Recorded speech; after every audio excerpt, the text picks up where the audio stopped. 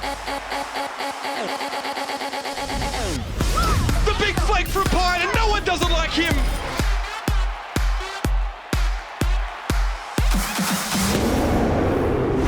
That is so filthy there.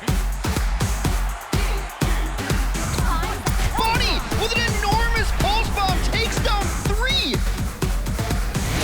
It's time for Watchpoint.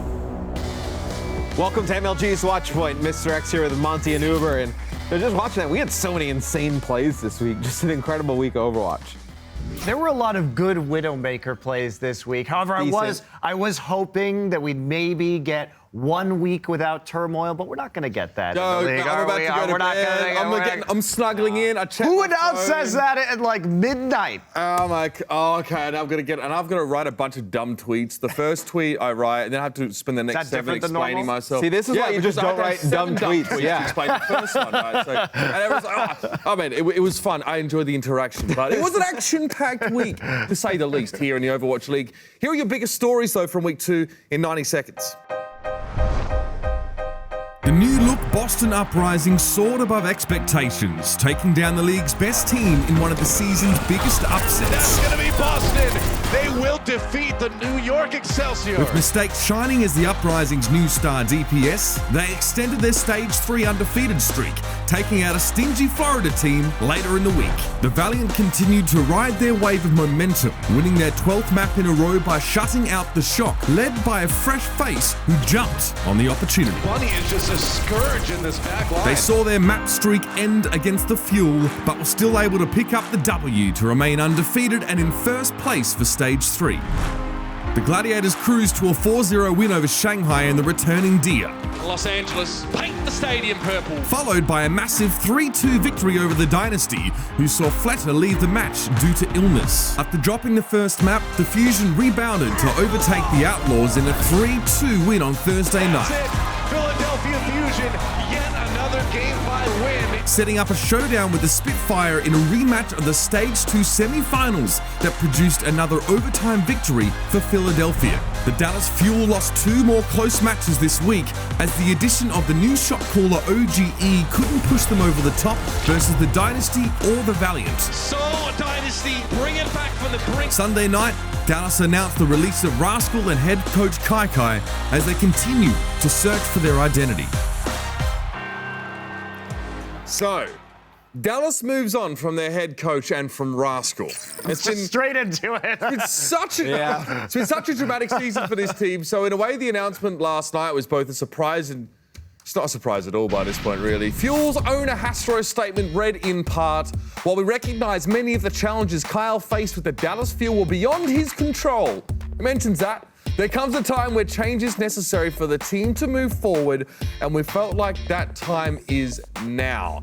He said about Rascal, his commitment to the team did not meet our expectations, and his unwillingness to communicate with the team while playing in recent matches became a large distraction. Now, okay, we'll address this one. Let Mitch go first. Yeah, I don't have much to say, really. I spent a lot of time, took a lot of opportunities to defend Kai Kai. I thought he had a tough job. I think they all do. I think there are a lot of problems that have been bubbling under the surface in the Dallas Fuel for quite some time.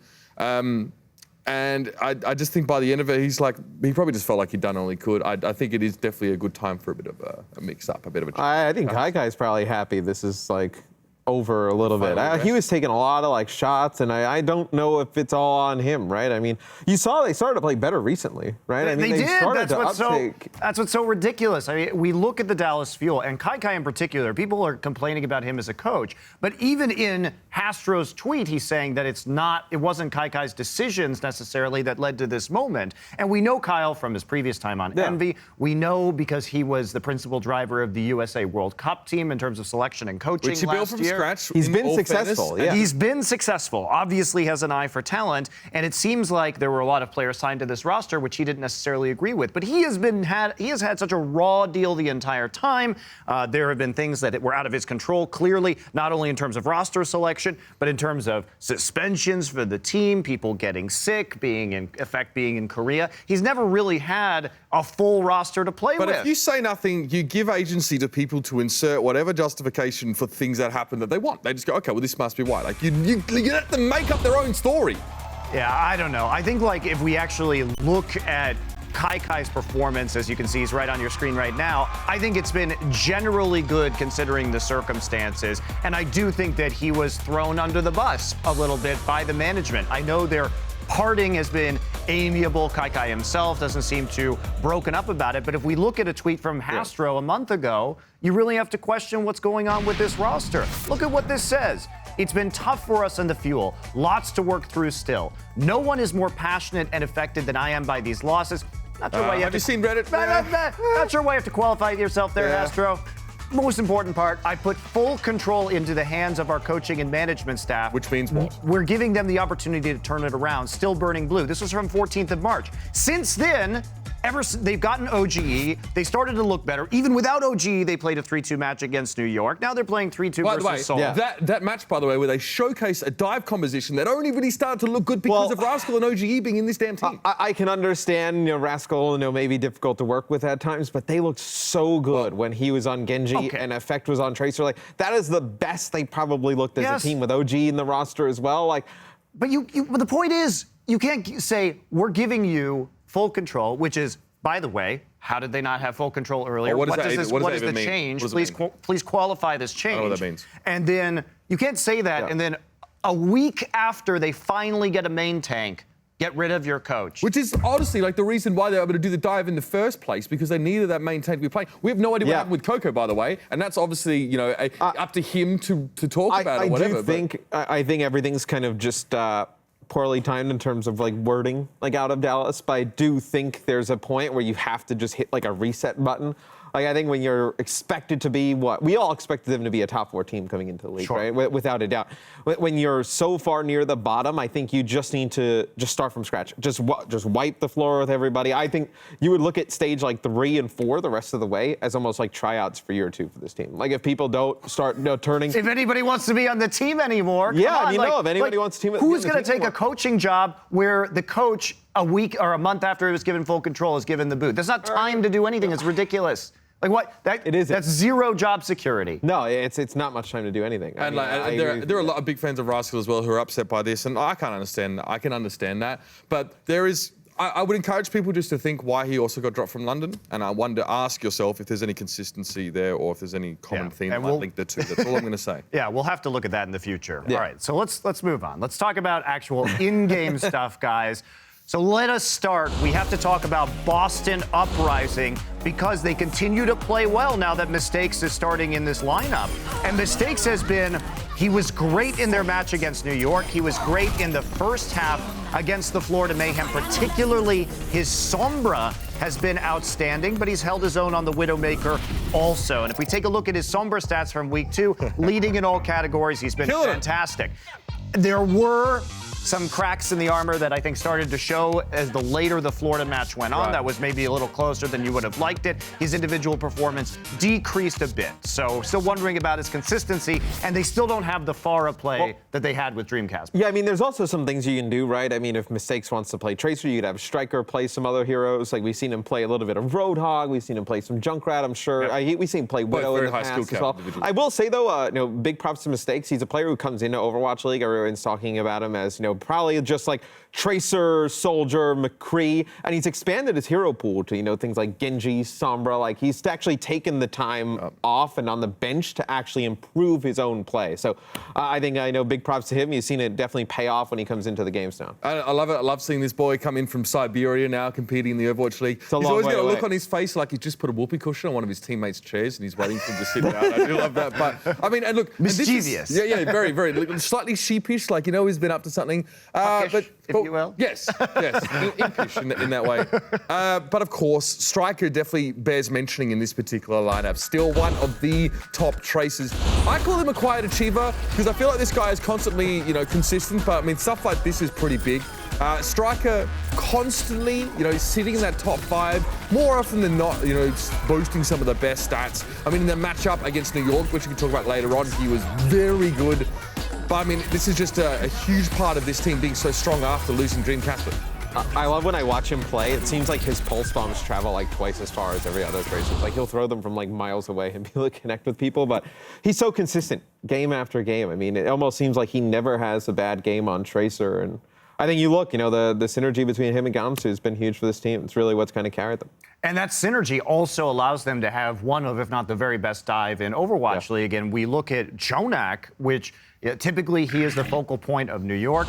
You can see with Jonak that he's actually dying more when he plays against Boston than he does against other teams. So this has been a big change, I think, for Jonak. And without him there to output damage onto the front line, he struggles a bit more, and it leads to, I think, a less favorable matchup for New York. Is 5.41 to 6.01 deaths per 10 minutes such a statistically large difference, though, to warrant that, like, as a talking, as a point, to sort of bring out? You may say it's not that much of a difference, but with a Zen like Jonak, with how much damage he puts down, it is 0.6 deaths per 10 minutes. No, it's probably another. I know it's not. It's another 3 per match. I mean, it could be significant. Also, it's not. The deaths aren't necessarily the thing, too. If he is zoned out and not being able to deal as much damage because he has pressure on him, which he definitely did, taking a look at that match, it does make a big difference. That's definitely more indicative, I feel. Yeah, I would say, though, getting back to my point originally, just to hit on it again, I think Gamsu definitely shining as a leader for this team. I think definitely a top 5 main tank, top 5 at worst main tank in Overwatch League. Right now, I mean, a lot of people were scared knowing Dreamcast was on the lineup, like, are they still going to be able to do the things that they were doing? I think you saw this week the answer is definitely yes. As long as Gamsu and Striker are in this lineup, they're going to be able to make things work. So moving on to the Stage 3 leaders, the Los Angeles Valiant. Bunny coming in on that Tracer role. It really feels like, it was an interesting transfer period for the Valiant, but it really feels like they're getting everything they want in terms of the players in their roster right now. Big impact Tracer player, allowing Soon to be able to sort of flex out to the Widowmaker, which we know he's good at. Means they can leave Kareev in that flex DPS position that he prefers to be in and is arguably far better in. I mean, I love watching Bunny play. I think that when we look at him as a very independent Tracer that's able to shut down a lot of these supports, it's great. But the Valiant, I just think they're overrated right now. As well as Bunny has done, he did really well against worse teams when he was on Seoul, too. He was running rampant. But look at the schedule that they've had. It was the Dynasty with Guido and Gambler starting and Zephyr starting that they beat. Sure, that's a big win. But otherwise, it's the Dragons, Shock, and Fuel. They're good wins. They're good wins. Don't hate. They even struggled a bit versus the Fuel.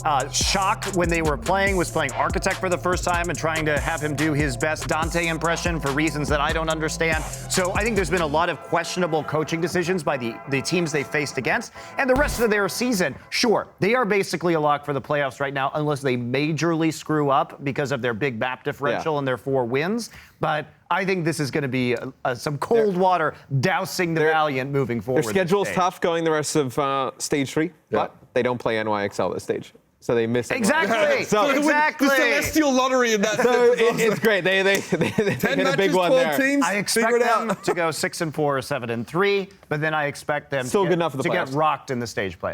I kind of feel like it's okay for them. They've got a slightly new roster, obviously, with these 2 new players in Custer and Bunny come in. I feel like you'd rather sort of ease a little bit into it and try and develop that chemistry before the rubber really hits the road. Instead of, I think in Dallas's case, I think in Stage 2 or whatever it was, where they just hit the ground, they got smashed by top teams like 3 weeks in a row. Yeah, I mean, they're making it work with the new roster, right? When Custa was on Dallas, you heard what a great shot caller he is. I think he brought a lot of that into the Valiant team. Know a lot of positive vibes. Fate, we already knew, was a very good main tank shot caller as well. So I'm not surprised to see them gel so quickly. But I want to talk about the Philadelphia Fusion, who continue to pull out these map 5 wins. Carpe, for me, obviously we started talking a lot about this MVP this week. Carpe, for me, is up there, if not the MVP at this point. His Widow is unbelievable. It just forces so many different situations on the other team where like they have to hide, they have to pull out another Widow. You've seen them really make it work against London, where Birdring has to run the Widow. Like Birdring ends up losing a few of those battles. He starts like getting like probably like a little bit tilted. They bring Hureg in, trying to make something work. Yep. I think Carpe is just such a big game changer. Yeah, he is, and so is Snillo. Ever since we saw his debut, it's their most powerful Widow-Tracer combination. He plays Tracer in a very different way to any other player in the Overwatch League in terms of how sneaky he is, how patient he is, hiding deep behind enemy lines to hit those pulse bombs. And it makes it difficult because on one end, you're walking into a fight and Carpe's hitting all his headshots, and on the other end, you're getting spanked by pulse bombs as you come in on the other side by Snillo. Yeah. So it's tough. We saw that, especially Carpe's stats, like they're not number one in everything, but I think stylistically, he's one of the biggest impact widow makers in the Overwatch League. You saw the close-up stuff he was doing, so they're so good to watch. I got my Philly crepes on today, fam. I'm feeling it. Like I'm really enjoying a bit of the fusion right now. They're buying your love. They've actually bought and sold. Black and orange sneakers. Hashtag ad. Hashtag sponsored. Wait. You're doing a good job. He sells out for shoes. That's it. Yeah. Give me your crepes, boys. Yo, San Francisco Shock. I'm looking at you guys. You got the real nice ones. I'm eyeing you off. All right. Enough about bribing Mitch. Let's talk the about new Panda Bear. How we think what's going to happen, but sometimes I fail to predict awesomeness in the Overwatch League, and that's going to bring us to Didn't See That Coming. And we'll start with Sinatra. We see a lot of desperation doomfist in these overtime scenarios, and here's why. May not work every time, but when it does work, it works so damn well. Sinatra is just nearly saving this for his team. Love it. Love a bit of a doomfist flex, especially in these clutch moments. It's kind of reserved for those moments at the moment. I'm digging that. How about a bit of Soon? This is pretty freaky stuff. Yo, you get old mate Bunny on the tracer. You get your boy doing this. Blink twice if you're in trouble, Sinatra. See you, mate. It's just like kind of, it's such a filthy shot. So perfect. That's the schlap. I wonder what sensitivity like DPI you'd have to play on to be able to just turn and flick that quick. But sure for. And we see him play a lot of Widowmaker. This time though, it's going to be on Roadhog. The full extension hook here. Just grabbing Munchkin out of the, I think this is Wakid actually out of the sky. Yeah, he grabs Wakid right out of the sky. He's able to take him out. It's a pretty long Roadhog hook here. There's some jumps there to get the extra range on it. Gross. And here's my favorite play of the week. It's Fissure doing Fissure things. Crouch walking underneath University on Oasis to hit the reverse. Come on, Gambler. That is every Reinhardt's dream right there. Gambler, come on. Surely he doesn't see him at all. He's bouncing up and down as Licio doesn't realize a big old purple tank running at them. His Sire play, though, giving you the Big Mac good feels. This is crazy. Again, another situation where a player isn't detected. Look at the roll forward, by the way. Love it. Birdring's like, yo, I'm not dying on my own. I'm going to look bad. He's like, yo, Hagapun, you're coming with me. He's like, you're not going to give them ult charge. We've already lost. Let me kill you like, instead. Efficiency. Full reset. Efficiency. Yo, vintage stage one. It's Poco with a 3K with a self-destruct. Goes high up in the sky. Nobody can avoid it. They let him have the launch codes again, fam. We saw so many self-destruct kills this week for some reason. It was really quite odd. Note had 9 in one map. Gregory as well had tons and tons in their matches. Speaking of things exploding, it's Jake with the 3K Riptire from underneath University on Oasis versus Philly. Nothing like an ult when you die, and then you can just shoot it from spawn to get a 3K. Nothing like an ult where you can still get a 3K when you die during your ult. I love Junkrat. Don't hate on the Junkrat. All right, back to some skilled work, though. Here's Carpe's Widowmaker, sniping out Lynx's toes for the kill and the money. So he does notice some twinkle toes action and links it on the tracer. Might want to trim those nails, mate. Such a sick shot there. Being able to shoot right underneath the payload. Lynx was just trying to stay alive, like looking at a staircase. But this clip was sick. We were in our Watchpoint meeting. We saw this happen, but it's going to be mistakes in the Widowmaker. It's a 3K here against the Florida Mayhem. Sees Zeboside die first. Surprised it wasn't Zupe. And now Saya player will fall. Ignores to Vic as well. So sick. Yeah, I guess to be there. That's so gross. I know I said the Fissure play was my favorite, but this flank by Pine is something only Pine will do, by the way. Coming all the way around and then picking up a 3K by the spawn doors on Blizzard World. Ridiculous. Yeah, Raucus, hit the showers, mate. You just got an offer you can't refuse. Big boss Pine. So, that's a good wrap-up of the week's plays, I feel. We saw a lot of nice Widowmaker action. The Tracer play continues to impress and all the other fun stuff in between. But Widowmaker play is definitely something that we've seen highlighted in general over Stage 3. And as this hero becomes more important in the current meta and map pool, we decided to talk to some of the best Widow players in the world for our first installment of My Hero. The thing I love most about Widowmaker is like the feeling of hopelessness the enemy team has. They just feel bad because they can't do anything and they're just getting shot in the head. Oh, another one. Surefour going wild on this Widow. 옛날부터 FPS 하면서 스나이퍼 위주로 게임을 되게 많이 했어요. 그래서 되게 좋아하게 된 것 같아요. I think Widow is one of those heroes where I feel like I'm kind of in control of my own fate. Widow is valuable in this map pool because there's a lot of long-range maps. 넓은 자리에서 아주 멀리서 프리디를 하다 보니까 That's a lot of people dropping. Yes, Carpe's been here. You want to be able to use the grappling hook to get space. It allows you to escape from anything that gets too close to you. 알기 힘든 자리에서 나와서 The Widowmaker all of a sudden appears in the air and then someone's dead. Sick. So Venom Mine shoots out a little mine. When someone trips it, they're able to be seen by the Widowmaker. 자기가 도망갈 자기 앞쪽에 깔아놓거나 이제 구석 쪽에 깔아놔서 상대가 밟으면 위치를 알고 도망갈 수 있게 그런 식으로 사용하는 게 좋아요. Jawful really dishing the damage. Widowmaker's ult, for sight, pop it, and then for about 15 seconds, you can see everyone. 정보를 너무 많이 얻어서 되게 중요하고 One of the combos, you rip tire and then infrasight, so then the Junkrat knows where everyone is and he knows where to go with his tire.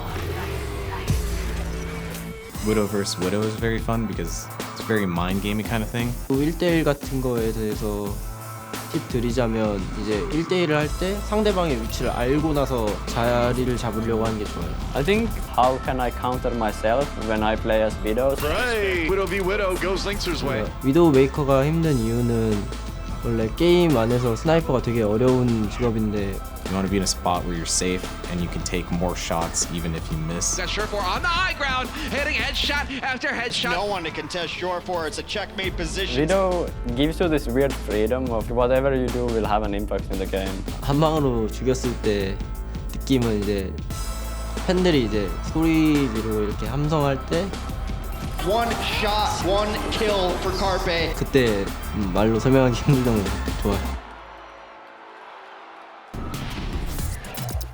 Widowmaker's stats are sometimes misleading because teams tend to hide from good Widows, which lowers their statistical categories. But when we look at the final blows for Stage 3, it's a who's who of excellent head clickers in the Overwatch League. Pine on top, Surefour, Fleta, Carpe, and Linkzer.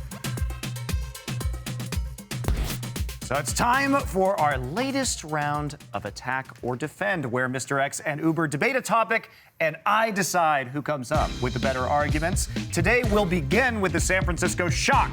They have two solid Tracer players on their team with Dante and Sinatra. Dante held it down for most of the first two stages until Sinatra turned 18, but Sinatra has gotten more time on Tracer since his debut. So let's compare the numbers for these two teammates.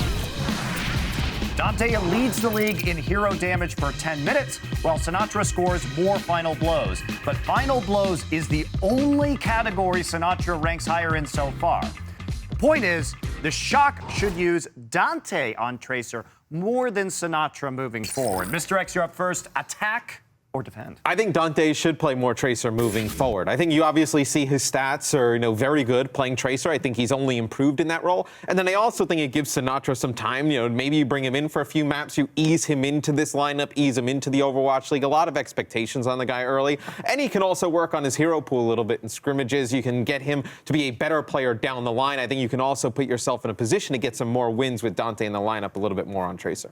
Yeah, I actually don't think Sinatra's hero pool needs a lot of work. I think he's the kind of player you'd pivot around in this team and have him be a mainstay Tracer player. I think that enables, you can both have Dante and Architect rotate in and be that second pick. You can have the Sombra, the Genji, the Pharah for Architect. It's kind of tough for Baby Bay because a lot of his hero pool gets killed by this, but I think that we've seen Sinatra's level before, even way back during the World Cup, and I think that he will grow into that a lot more and be the mainstay. Ooh, I like both your points, but I'm going to have to go with Mitch on this one. I don't think you can go wrong with either. I think actually, they're both really good. I actually think like both of them are really good, and they have a lot of flexibility, which will move the Shock, I think, moving up the rankings, or at least, if not in the rankings, in terms of skill moving forward, because other teams are getting better. I mean, they need to be winning games like the ones against the Valiant with these guys now in the team with your Sinatras and Architects. This is where it has to happen because they've got all those players that they talked about getting now. Super Sinatra, Architect. Look, they have a ton of talent. Now we need to see the results. A ton of talent. All right. Let's talk some more about Tracer with the Tracer theme that we already set up. Soul has struggled this stage,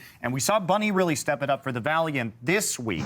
And taking a look at the numbers on the season, Bunny leads the Dynasty's Munchkin by a good margin in damage, final blows, elims, and solo kills per 10. Remember, the Dynasty traded Bunny to the Valiant before Stage 3, So the point is, the Dynasty traded the wrong Tracer player. They should have traded Munchkin, Uber, attack or defend. I mean, the stats there are not super significant, I think, in terms of out of 10 minutes. I think Bunny was the better Tracer player in general. I think stylistically, especially, when you have a player that can actually act independently of the roster, especially act independently of a failing main tank and still get things done over the course of the battlefield, is very important. With Miro not being very strong right now and not being very aggressive, they don't have an aggressive main tank. So having a Tracer player that can still act independently and get stuff done on their own is very important.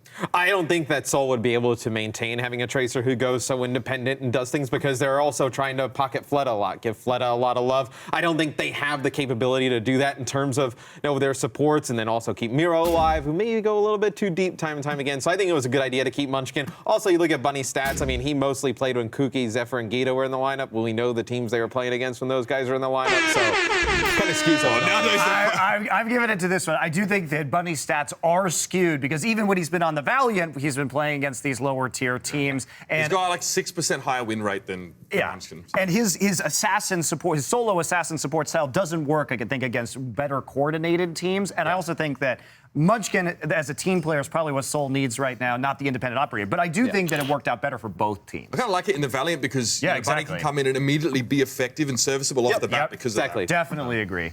Okay, last one. This is a moment we're going to take a look at from you two casting the London, Florida match. You're on camera. Mr. X is talking, and mid-sentence, Uber shoots the blue steel to camera. Uber, attack or defend? I don't even know what you were talking about. Yeah, what do you even do? I don't think we would talk. I'm pointing the wrong way. Here we go. This is indefensible. I'm going to concede. Why is that behind us? Why is that my favorite thing? He's always doing weird stuff. I do. I just do weird things. Actually, there's no reason for it, but I guess I've got character. I guess that's like a good thing. He's like jumping around. I'm looking at the mini map and I'm like, yo, there's like one dude alive. I was like, what are you screaming about, man? Like, this fight's been over for like 25 seconds. I lost my microphone. I'm that erratic. No one can really follow what I'm doing. It's fun though, right? I do like that you think it's indefensible, so we'll give you the win for this week. Easy win, fam! Because you take down yourself, but I will say, I think you should maybe give Mr. X a time. You look very antsy when he's talking. I do, and you're just trying to like suck that attention away from him, even while he's making a point. It's like if the attention goes away from Uber for like 0.1 seconds, that's when the blue steel is. To be honest, there is no reason for me to ever cut up. I'm so sorry to everyone who witnessed that. That's just weird. That's fantastic. We spoke earlier about the Uprising's shocking win over the NYXL. It was the biggest upset of the week and definitely in contention for the biggest of the season. When you consider the scandal Boston dealt with last week, as Gamsu and Stryker explained, the team needed a win in this match more than ever. Number 4 in the Boston Uprising taking on the number 1 in the New York XL. But today, the Uprising are missing a key component. They need someone else to fill that starting DPS role.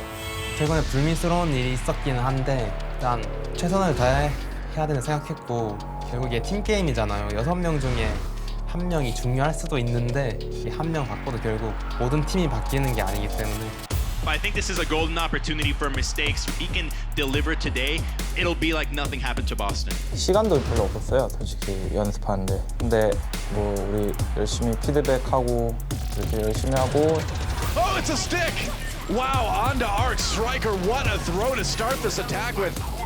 사실 첫 번째 볼스카이 같은 경우에는 상대의 약점이라기보다는 저희 팀의 강점이라 생각해요. Gamsu with the primal rage may just be able to do it. 약간 스테이지 3 자체가 좋은 게 우리 팀의 강점 이용해서 기세를 잡아가는 면도 없지 않아 있는 것 같아요. And Boston Uprising will take the first map in this series.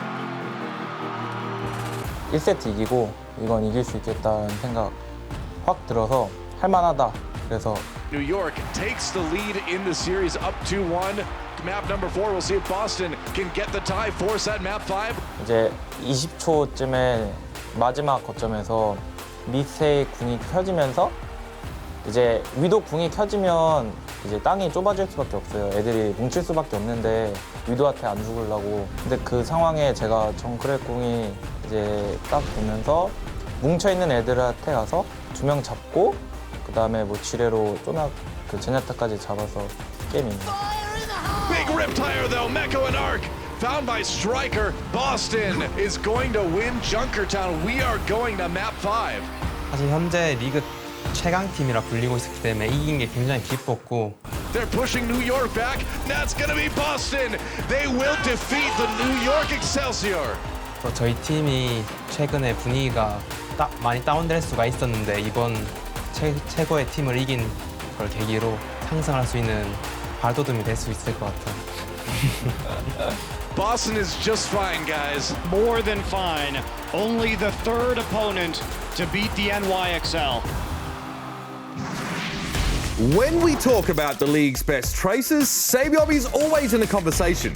But Striker definitely had the better match statistically between these two. There is really no way in which he wasn't the better player, at least from what we can see there. That consistency is key. Sabiobi, gents, bit of an off game. Bit of an off game. However, as I do each week, we will now use this remote. It definitely You're holding it wrong. To run us through the most emote-worthy moments from week 2. It's emote control. Get around it. I'm going to start this one off with our celebrity dentist Raucus. What a look. He looks like some sort of idol. I mean, this guy hasn't even been in Korea, where all the Korean pro gamers do this when they're actually ill. So I'm gonna go with a little bit of a what face here. I don't think these masks actually do anything at all. Not as far as I know. I went with what face as well. I don't know if they actually do anything or not, but when I saw him, I think Jake had one of these on walking in the back. I was like, yo, stay away from me. I ain't trying to get sick. Get a little raucous booty up in there. But I suppose we do have to get a little bit of the raucous booty in there, but it's not even being shown off right now. I mean, he may be sick, the booty's still thick. Am I right? Let's move on to our next one here. Seoul Dynasty. Yo, these guys back-to-back C9s. Jack will be proud. Check this reaction here. Miro's face is priceless. He's like, oh. He's like, no, dude. I adore Miro's reaction here. So this is what you want more of, I think, is these moments where you can really get the players personally reacting to the plays that are made in game. Gold. I love Miro's face. He's like personally like defending it. He's like, nah, man, I totally was on it. Like he's like, no, he's like, nah, we'll go back and watch the VOD. I was definitely there. He's like, oh, I'm on it. Oh, what do you do in that moment as well? Like you're probably looking for who to blame, and then you realize there's just no point. Well, I remember there was some smiles shared at least. Here's Fletter though, bit of a sign. I like these. Actually, we saw some really good signs the other day. This is a pretty sick production value. I love it. This is more great signs, please. This is a MLG Pog Champ, bone face, no space. I love the signs that people come up with, like very high effort production on this one. I like it. It does look quite funny though, with Fletta's face in blue underneath the Widowmaker stuff.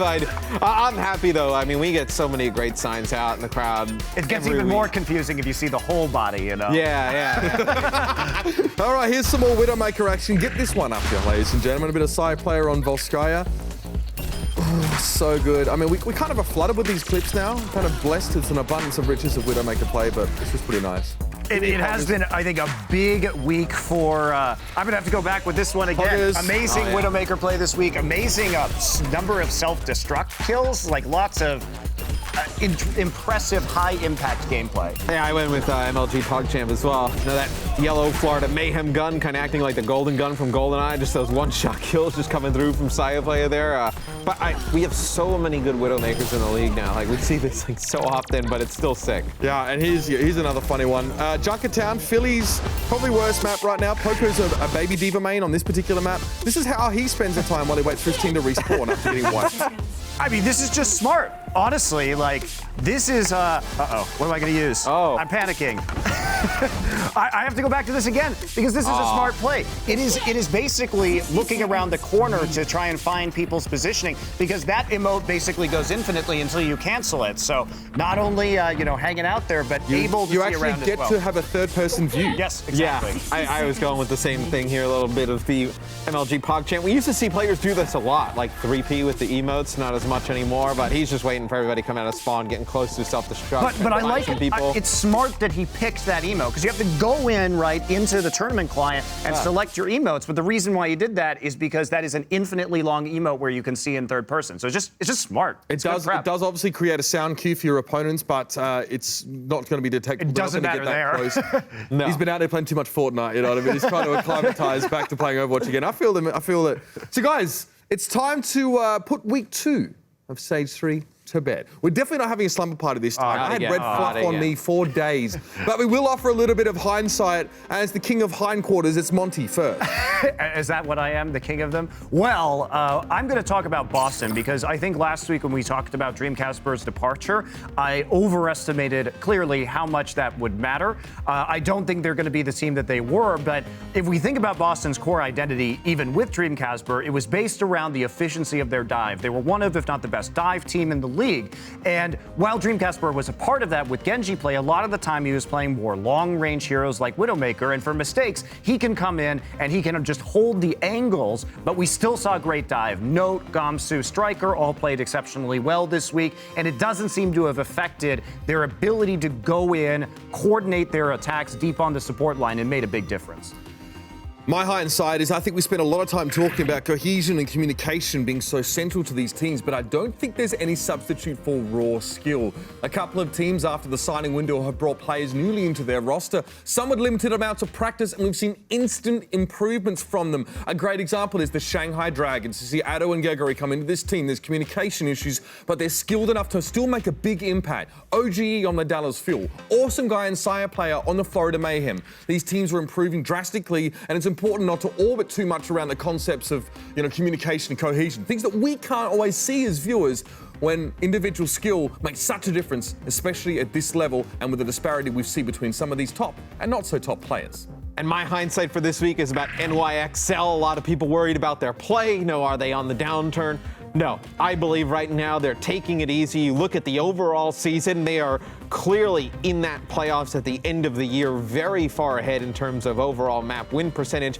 And I think that some of these guys are going to need a break, right? They don't have a backup off tank, so Meko has to play every game. He has to play every scrim. You just got Animo to be a sub for your support, so you need to rein back a little bit. You need to pace yourself through the entire year. I think you'll start to see towards the end of Stage 3, their play start to pick up again, going into Stage 4, and then the overall playoff race. I'm not worried about NYXL. Yeah, I totally agree. If I was their coaches, you have so much of a cushion. Yeah. You take it easy now without burning out. But one last thing before we go. We talk to so many players each week, and sometimes they have a question for us as casters. This one is from the LA Valiance Custa. All right, out of all of the casters, who has the most ridiculous shirts, and why is it the Australian? Yo,